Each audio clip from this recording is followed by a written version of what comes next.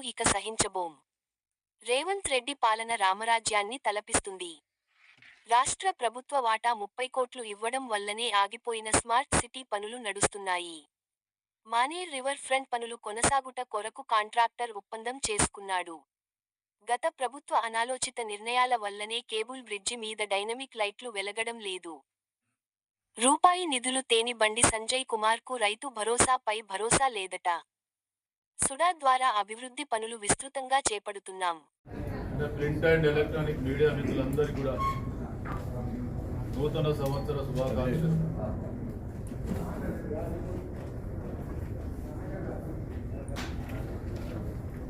Formula ఈ car రేసులో number 1 ముద్దాయిగా ఉన్నటువంటి కేటీఆర్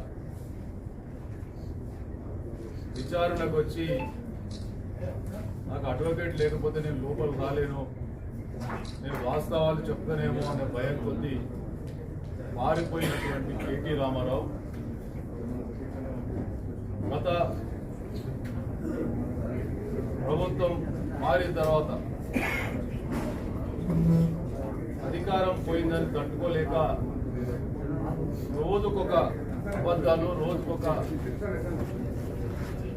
మాట మారుస్తూ ప్రభుత్వం మీద, ప్రజాపాలన మీద ఆరోపణలు చేస్తున్నటువంటి కేటీ రామారావు సిగ్గుండాలే.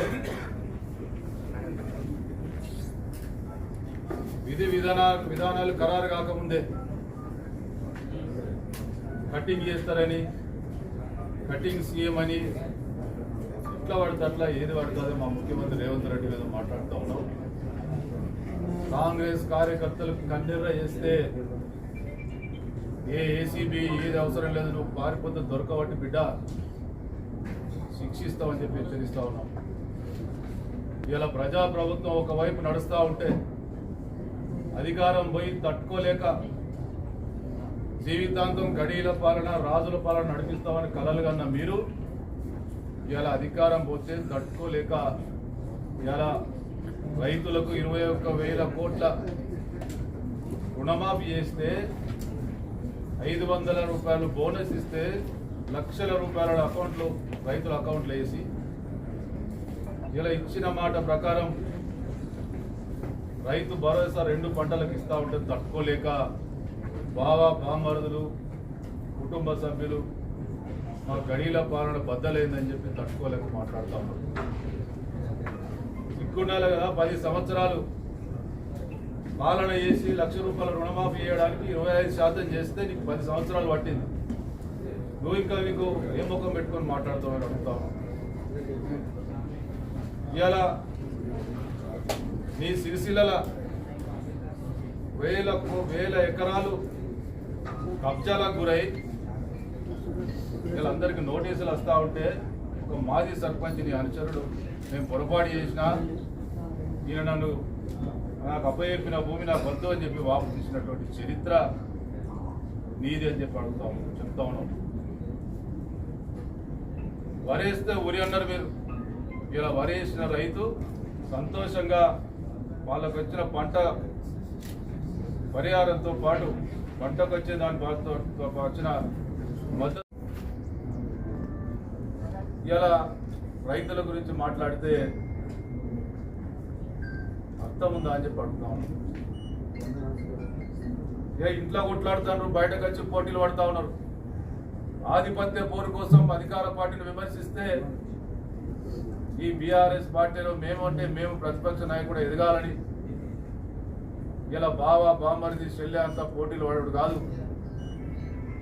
చేసిన అవినీతి భాగవతం ఒక్కొక్కటి బయటకు ఇడుస్తా ఉన్నాం బిడ్డ. ఇలా నువ్వు పారిపోయినంత మాత్రాన పోయి ఇంట్లో దాచుకుంటా మాత్రాన ఈ కేసు నువ్వు మొదటి ముద్దాది తప్పించుకుంటా అనుకుంటే పొరపాటు అని చెప్పి హెచ్చరిస్తా ఉన్నాం. అదేవిధంగా ఫార్ములా ఈ కేసులో నెంబర్ 1 ముద్దాయిగా ఉండి విచారణ సహకరించాలని నువ్వు ప్రభుత్వాన్ని విమర్శిస్తావు. ఇవాళ నిరంతరం మా రేవంత్ రెడ్డి ముఖ్యమంత్రి గారి నాయకత్వంలో రైతులను అన్ని రకాలుగా ఆదుకుంటూ, మిగతా అన్ని వర్గాలను ఆదుకుంటూ సంక్షేమ పథకాలను అమలుపరుస్తున్నటువంటి ప్రభుత్వం ఇలా కాంగ్రెస్ ప్రభుత్వం. రాబోయే రోజుల్లో రేషన్ కార్డులతో పాటు జనవరి 26 నుంచి అన్ని రకాలుగా ఇంకా ముందుకెళ్తా ఉన్నాం. ఇన్ని రకాలుగా చేస్తూ ఉంటే రోజుకో రకంగా అది విధానాలు రాకముందే ఇది అయిపోయింది, అది అయిపోయింది, మోసం చేసిండ్రు, దగా చేసిండ్రు.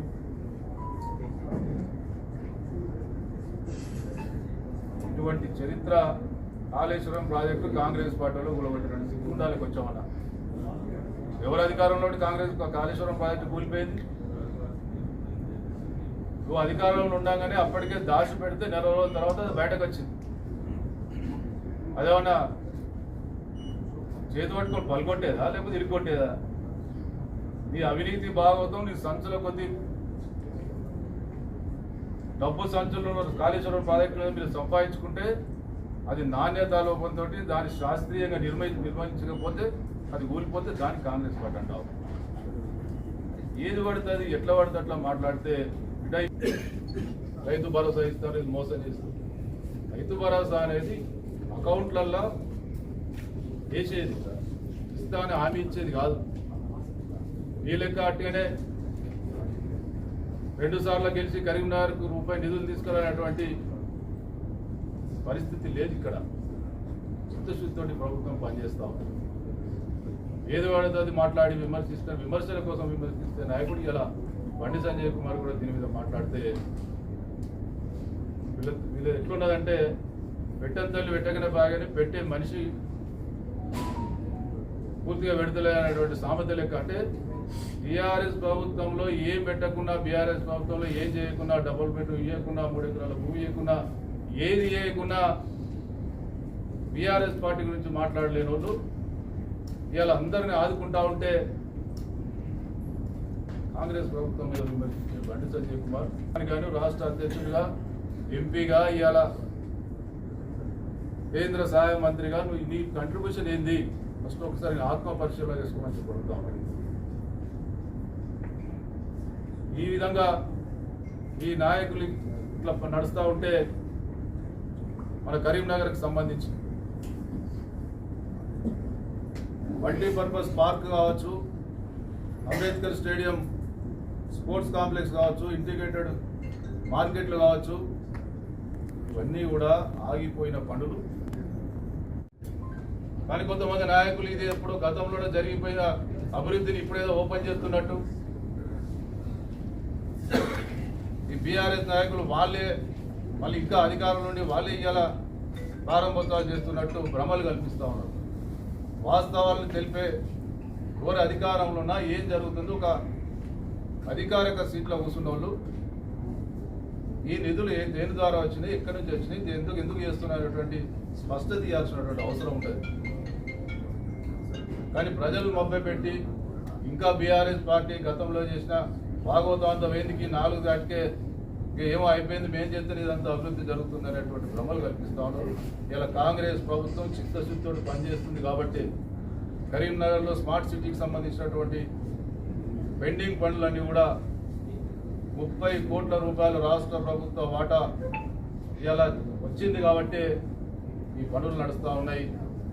ఇలా తప్పకుండా అధికారికంగా సుడా చైర్మన్గా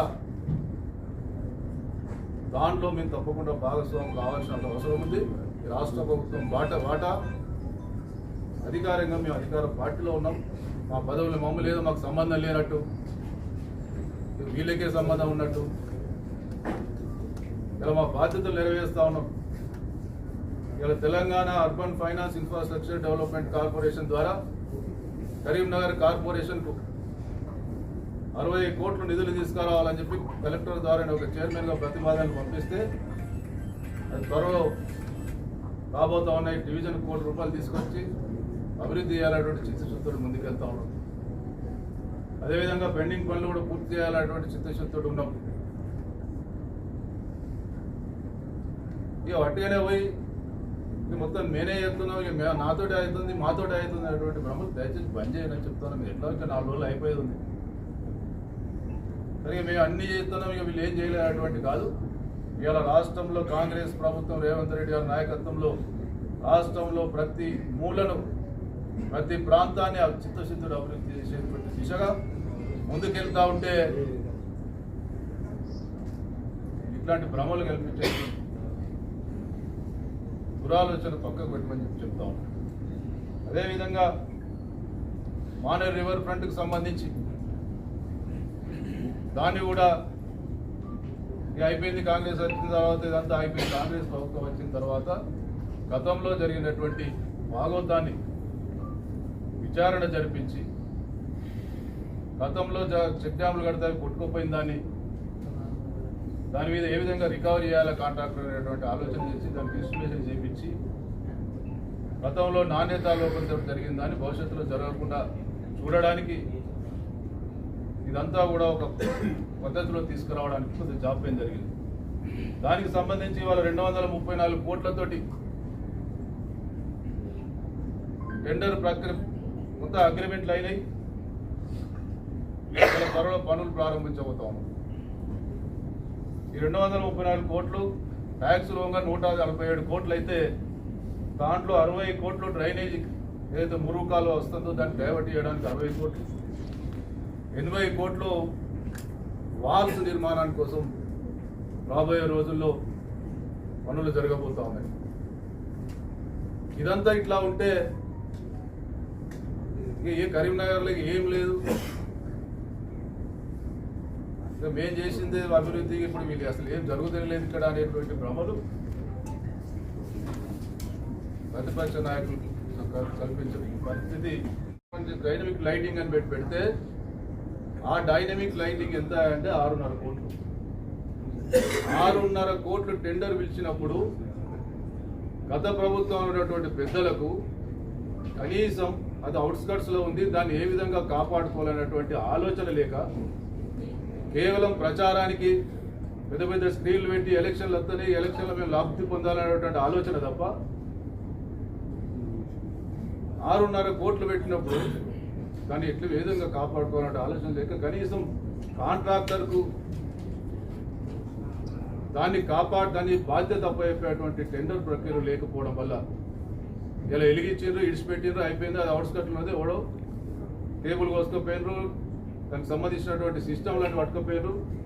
ఇలా ఎవరు బాధ్యత వహించాలని అడుగుతాం. ఏమంటే కాంగ్రెస్ ప్రభుత్వం వచ్చిన తర్వాత లైట్లు వెలుగుతలేవు,